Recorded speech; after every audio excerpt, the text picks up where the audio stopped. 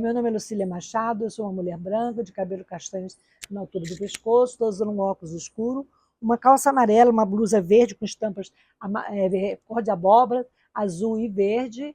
Eu sou jornalista, mulher com deficiência, e eu sofri um acidente de carro em 1999, e desde então eu venho mudando o rumo da minha vida.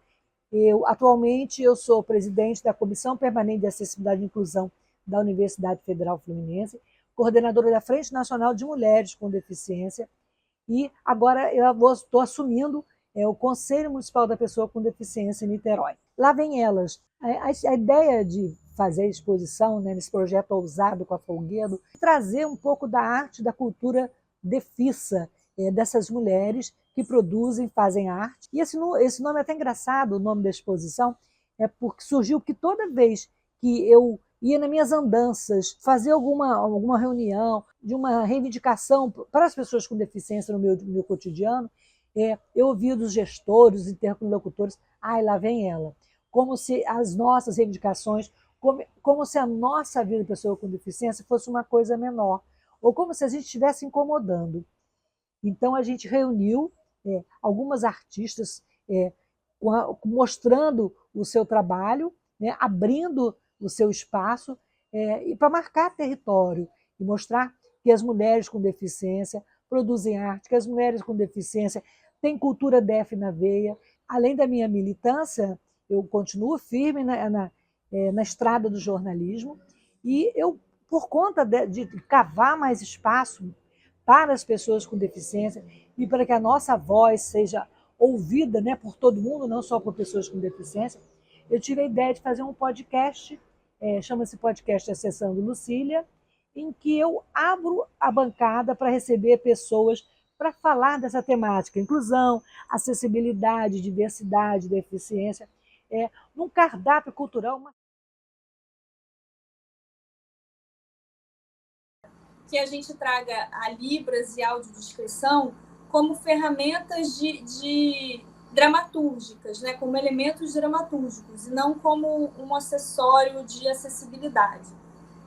E a pesquisa do Pedro, ele tem uma pesquisa que chama Teatro Canção, que ele usa as músicas como parte também dessa história. Então, o que eu queria era isso, eu queria juntar tudo isso para contar uma história. Canções, libras, audiodescrição, texto, e encenação, e luz, e cenário. Então, tudo que tem ali no Hereditário está contando uma história.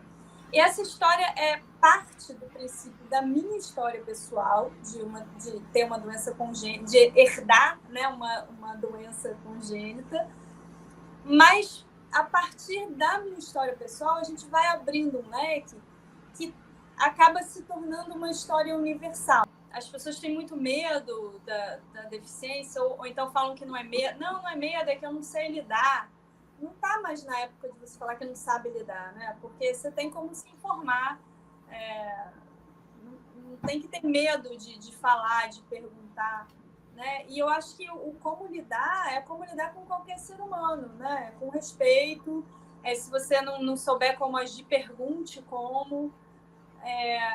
A gente enfrenta coisas, né, no dia a dia, mas assim, no ambiente de trabalho, eu tenho a sorte, e por isso que eu defendo muito que trabalhar na cultura é um campo muito, muito rico, muito fértil para nós, pessoas com deficiência, porque geralmente é um espaço onde as pessoas estão mais abertas e receptivas para o novo, sabe, para o diferente. Né? E aí, nós, artistas DEF, a gente fala sobre a cultura DEF num lugar de conceito mesmo, de criação, porque a gente já parte, nós que temos formas diferentes, né, do corpo, saindo do corpo não normativo, então a gente nós já somos de vanguarda, né, no sentido de o que a gente cria já é diferente, porque é isso, como eu, né, uma atriz cega, uma pessoa cega, uma produtora cega,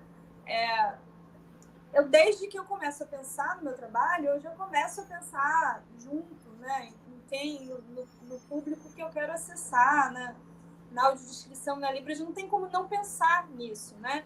E o meu corpo em cena também, meu corpo em cena é um corpo que não vê. Então, já é uma outra forma, né, de se relacionar com o espaço. Entende? Então, esse jeito diferente de estar no mundo, que é muito único, nosso, é o que produz o que a gente está chamando de cultura DEF.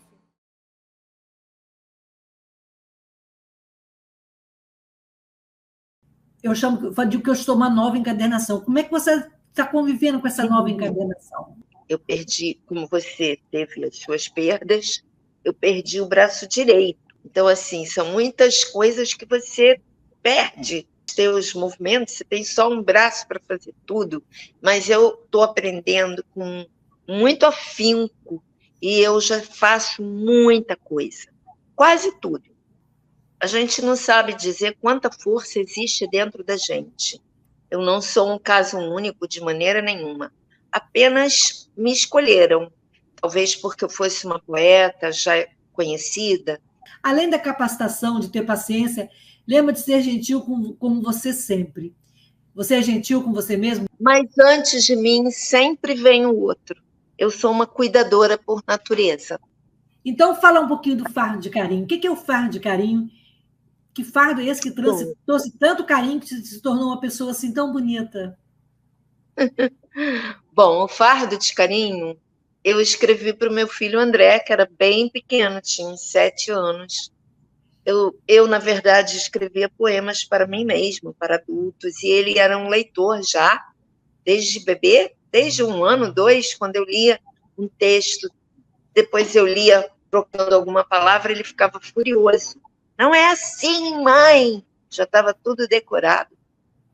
E aí eu escrevi para ele, né? Mas muito influenciada pela Cecília Meirelles, ou Isto ou Aquilo. E aí eu enviei para a professora dele, que se chamava Sandra. E ela me mandou um bilhetinho, que foi o começo. Ela escreveu: Rosiana, seus poemas são lindos. Tenta publicar. Foi publicando, são 43 anos de publicações, praticamente. Escrever para você é praticamente um ato de resistência. Escrever para mim é o ar que eu respiro. Estou sempre pensando poesia, sempre pensando poesia. A pessoa olhar, por exemplo, para mim e ver a minha cadeira e não me ver. Eu vou no salão de corta-cabelo, a pessoa pergunta para a acompanhante como é que ela vai cortar o cabelo. Uma pessoa cega vai num restaurante e sempre o garçom nunca se refere a ela. Como é que a gente pode tornar a deficiência mais leve e as pessoas serem menos capacitistas e ver mais a nossa potência do que a nossa deficiência? Lendo. A literatura, ela é a única escola de empatia que existe. Você aprende empatia quando você entra na pele do outro. E para você aprender empatia, você tem que ler. Você tem que aprender empatia lendo. É uma falta de cidadania e de empatia. E a gente tem que ensinar isso.